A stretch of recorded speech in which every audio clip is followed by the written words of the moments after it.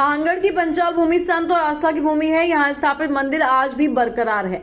थानगढ़ तरनेता गांव के पास 250 साल पुराना मंदिर खाकरिया हनुमान जी का है, जिसका प्रबंधन मंदिर ट्रस्ट द्वारा किया जाता है। मंदिर के पास ही खाकरा का पेड़ मिला था, इसीलिए मंदिर खाकरिया हनुमान जी के नाम से प्रसिद्ध हुआ। जबकि उस समय इस मंदिर की पुनर्निर्माण की योजना बनाई गई थी। इसमें 2.5 करोड़ रुपए की लागत से इस बनाने की योजना थी। लक्ष्मी प्रसाद के अनुसार ये मंदिर मध्य भारत की नगर शैली में पूर्ण शिल्प शास्त्र के सिद्धांतों के अनुसार बनाए गए। भारत का प्रसिद्ध सोमनाथ मंदिर, पुरी का जगन्नाथ मंदिर, कोणार्क का सूर्य मंदिर शैली में है। इसमें 9500 घन फुट के धागंदरा पत्थरों कलात्मक सुंदर ढंग से तराश कर 3 शिखरों का एक भव्य मंदिर बनाने की योजना बनाई गई। 10, 11, 12 के दौरान मंदिर में विभिन्न कार्यक्रम होंगे। जिसमें बड़वाला मंदिर के महंत कनीराम जी बापू, दुधई बड़वाला मंदिर के राम बालकदास जी बापू मौजूद रहेंगे।